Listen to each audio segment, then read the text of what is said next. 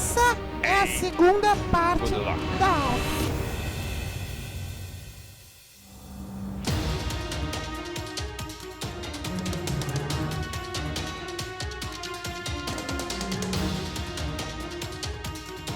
Pessoal, agora vou falar um pouco mais aprofundado de cada um desses três tecidos.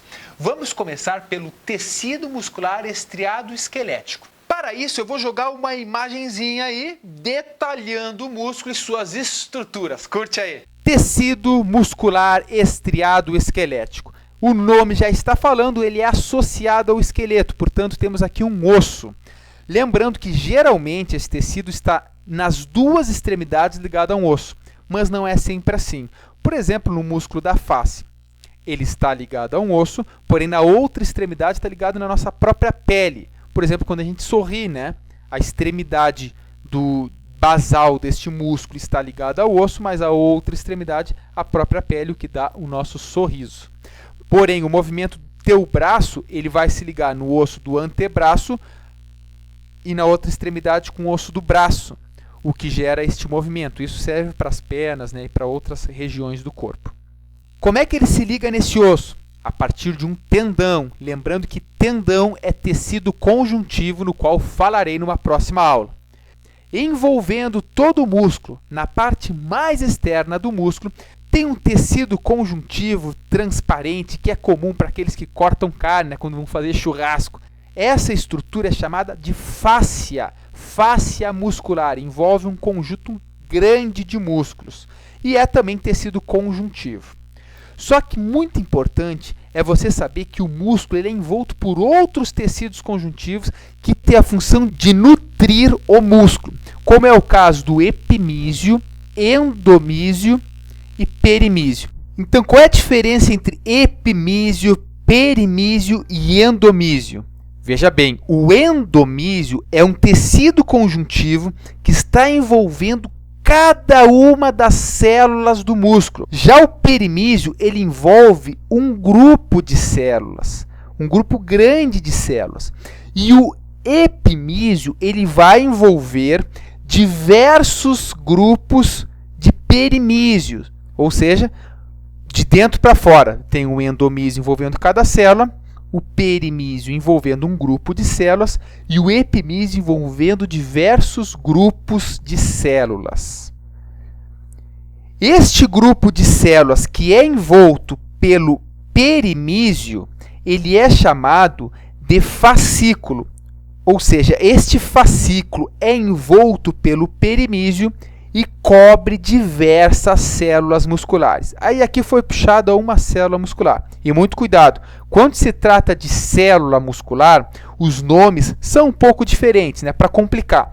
Então, a célula muscular pode ser chamada de miócito ou fibra muscular. Agora eu vou ampliar essa única célulazinha que eu puxei aqui e a gente vai ver as estruturas de uma célula do tecido muscular. Aí está. Bom, aquela célula foi ampliada aqui. Vamos começar pela membrana plasmática dessa célula. Repara que a membrana plasmática da célula do tecido muscular não é chamada de membrana plasmática, e sim de sarcolema. Porém, é a mesma coisa. Temos as mitocôndrias, só que as mitocôndrias da célula do tecido muscular também não são chamadas de mitocôndria. Não está errado tu falar que é mitocôndria, mas de tão especializadas que são estas células, recebem nomes específicos. Então, as mitocôndrias neste tecido são chamadas de sarcossoma. Muito cuidado quando estiver lendo esta palavrinha. Aqui embaixo temos os núcleos. Os núcleos, sim, gente, estas células musculares têm do tecido muscular estriado esquelético, estamos falando do esquelético aqui, tem diversos núcleos e os núcleos são periféricos, estão na parte bem de fora do citoplasma. Lembrando que o citoplasma destas células são chamadas de sarcoplasma. Mas vamos adiante. Existem nestas células os chamados túbulos T. O que são estes túbulos T?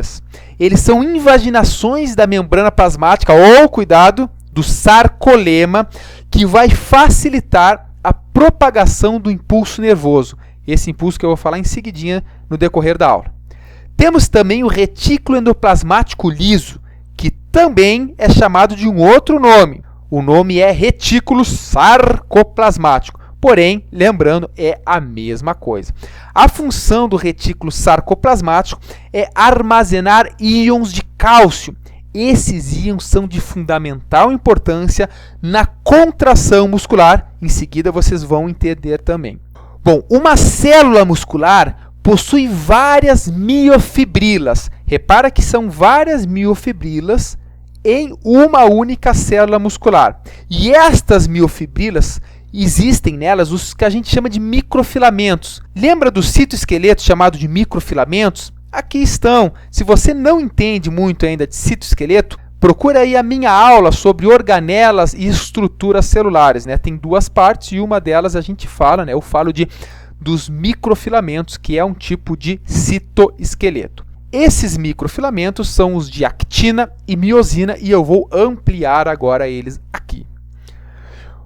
Bom, estes microfilamentos, neste tipo de músculos, estão organizados a pontos de formar o que a gente chama de sarcômero.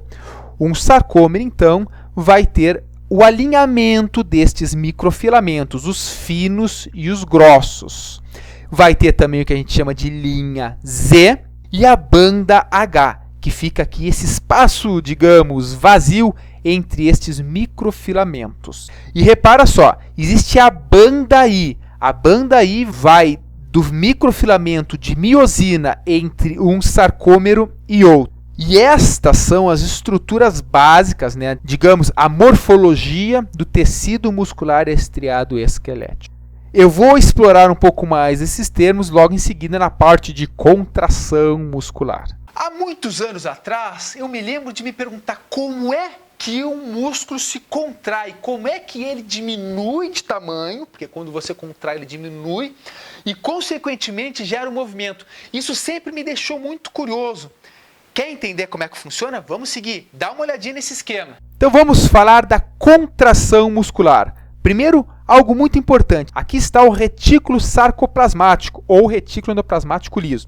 Todas essas estruturas verdes. Aqui dentro, quando o músculo está relaxado, tem alta concentração de cálcio, né, de íons cálcio. Por isso que teu músculo está relaxado. Só como é que fica uma grande concentração de cálcio aqui? Por que ele não vai para outras regiões por difusão?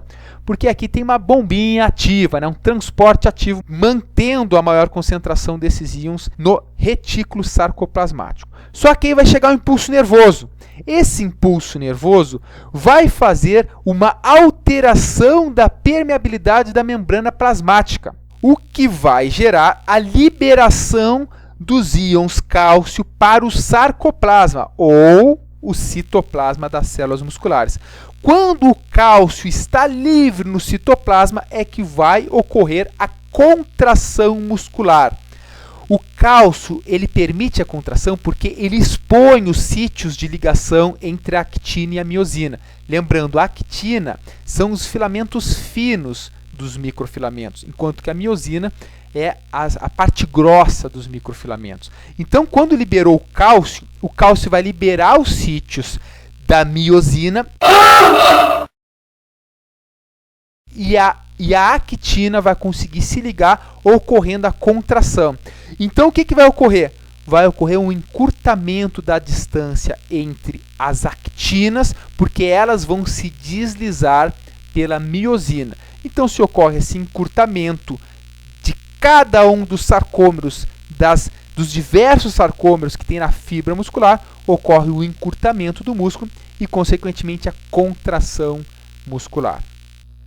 Então, aqui está o cálcio no sarcoplasma ativo, o movimento da actina sobre a miosina.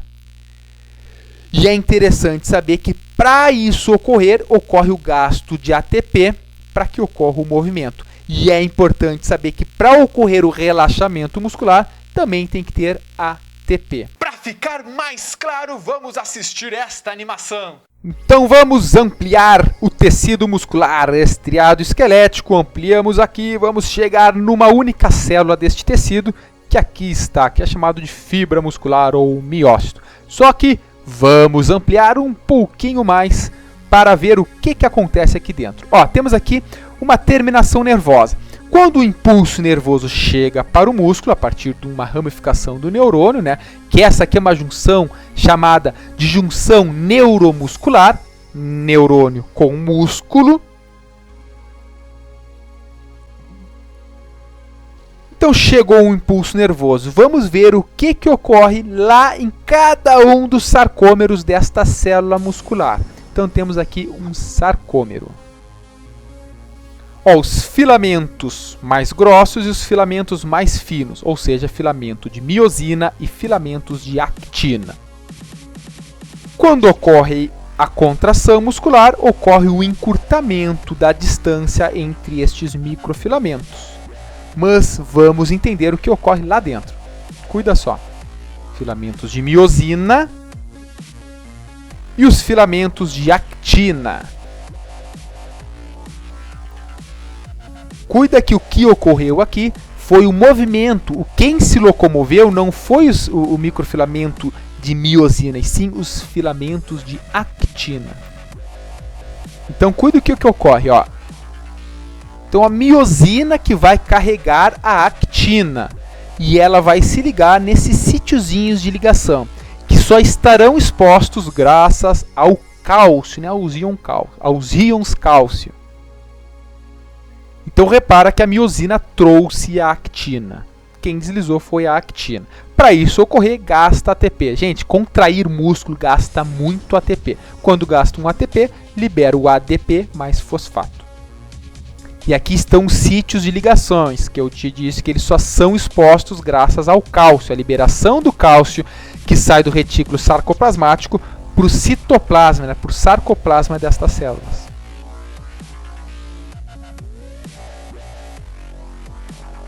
Ó, então aqui estão os sítios de ligação. Olha os íons cálcio chegando. Como é que esses íons cálcios, qual é a importância deles para a contração muscular? Pô, se não tem cálcio, não ocorre a contração, porque os sítios de ligação não são expostos. Olha só como é que esses sítios de ligações ficam expostos. Quando o cálcio se liga, ele vai ter essa modificação nas suas estruturas, permitindo que esses sítios de ligações sejam expostos. Olha só, os íons cálcios dentro do retículo sarcoplasmático. Quando chega o impulso nervoso, olha o que acontece com os íons cálcio. São liberados para o sarcoplasma. Se ligam aqui e dá o movimento muscular. Que beleza, né? Vamos falar de crescimento muscular ou hipertrofia muscular. Você tem que saber que a célula muscular, ela não se divide.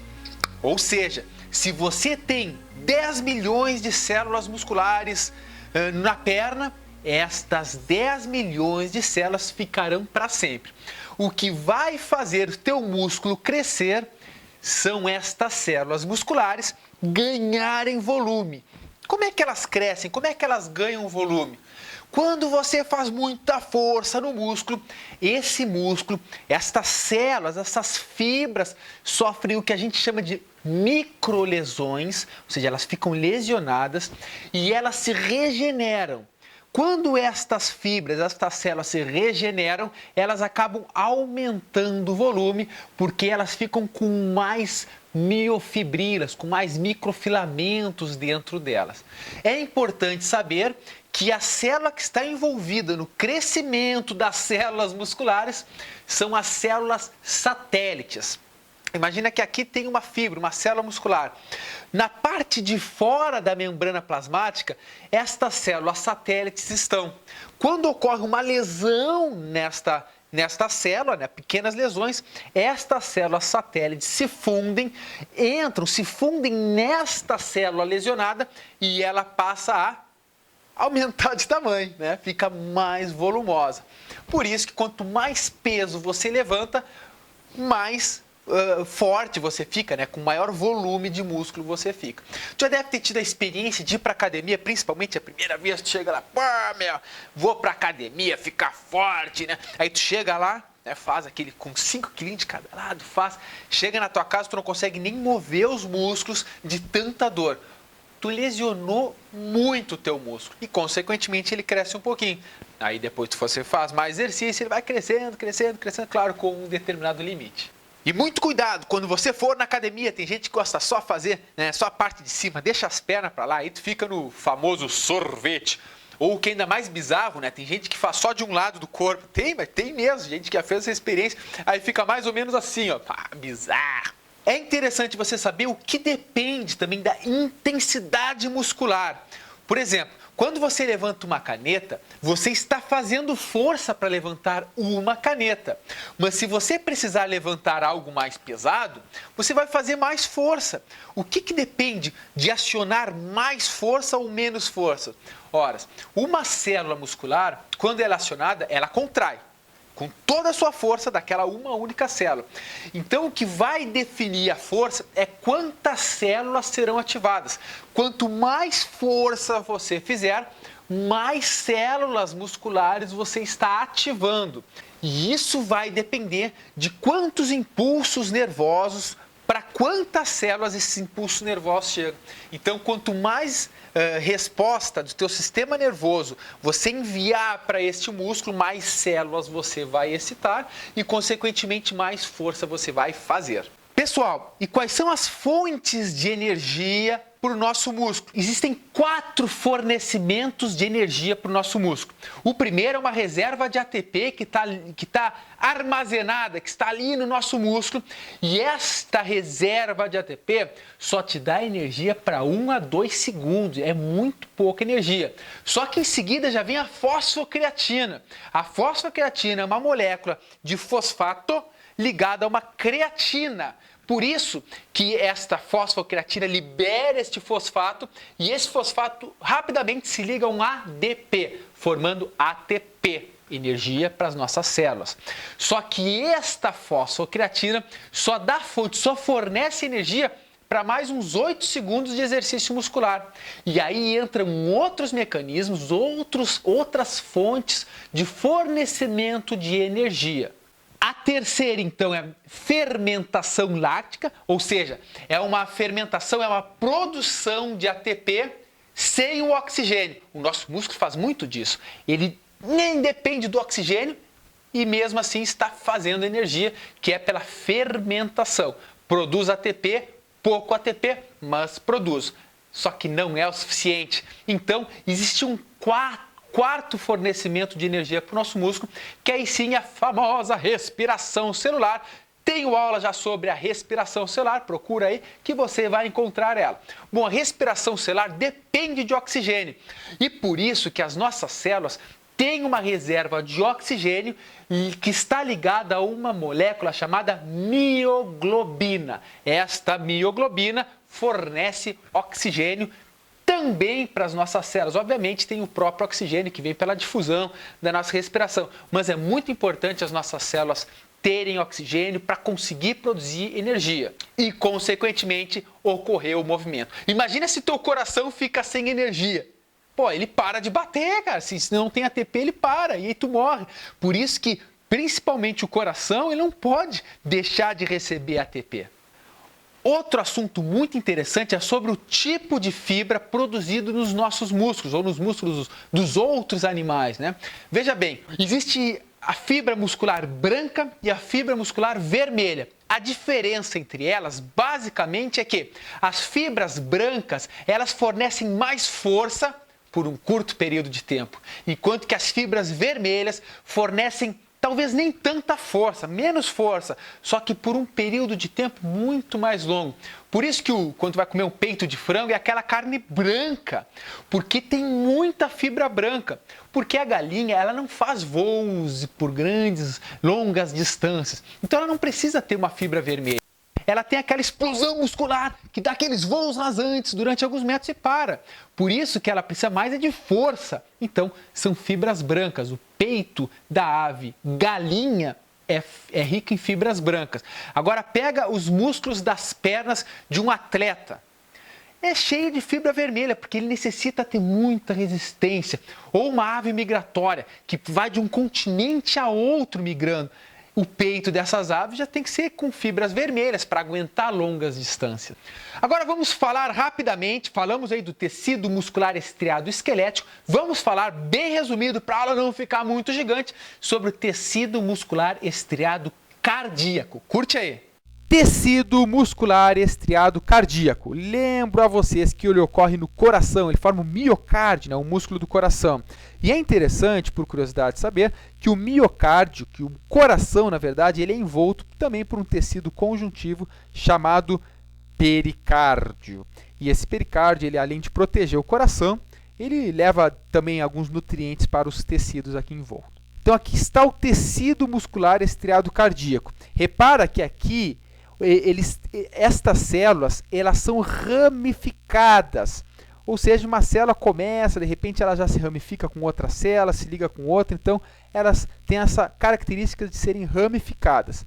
Núcleos, aproximadamente de 1 a 2 núcleos por célula. Lembra que a célula do estriado esquelético tem vários núcleos periféricos. Aqui nesse tecido não, é de 1 a 2 núcleos centrais. Esse é um tecido, como eu já havia falado, involuntário, a contração é rítmica, ou seja, ela tem um ritmo, isso não é novidade para ninguém, né? No nosso coração existe um ritmo cardíaco.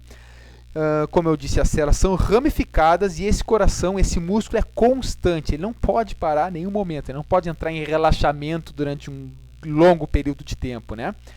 E é interessante saber que entre as células do tecido muscular existe tecido conjuntivo, levando nutrientes, né, fazendo a nutrição destas células. E muito importante, gente, existe entre as células do tecido muscular estriado cardíaco o que a gente chama de disco intercalar, ou discos intercalares. Vamos ampliar a imagem e você vai entender o que é. Então, ampliamos aqui. Ó.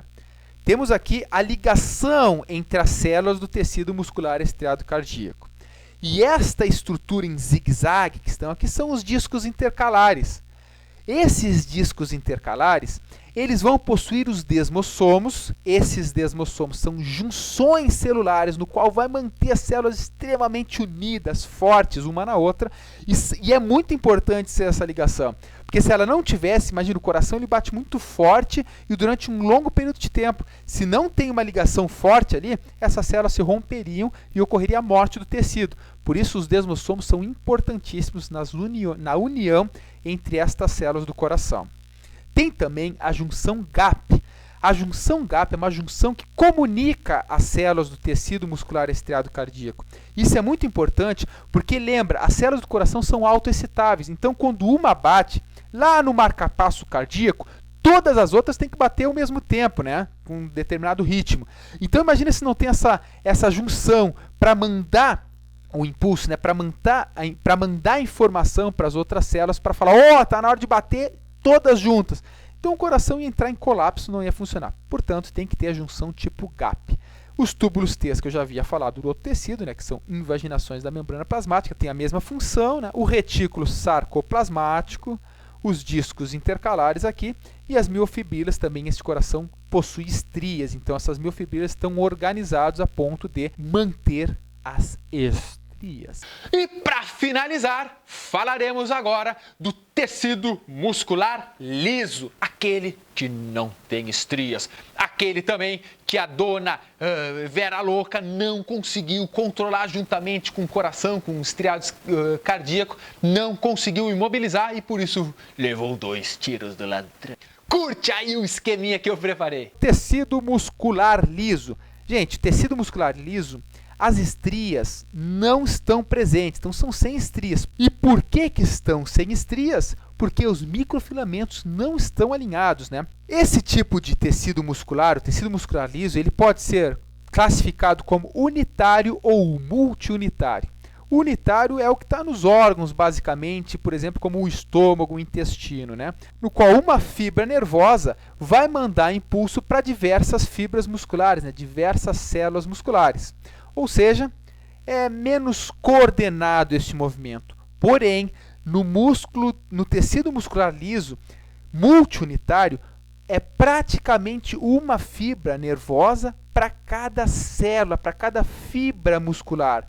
Esse tipo de tecido muscular multiunitário vai ocorrer em músculos que têm que ter movimentos muito precisos, como é o caso desses músculos que relaxam, né, ou contraem a íris. Tem que ser um movimento muito preciso, por isso que tem que ser esse tipo multiunitário. Lembro a vocês que essa é uma contração involuntária e lenta, diferente dos outros dois tipos de tecido muscular.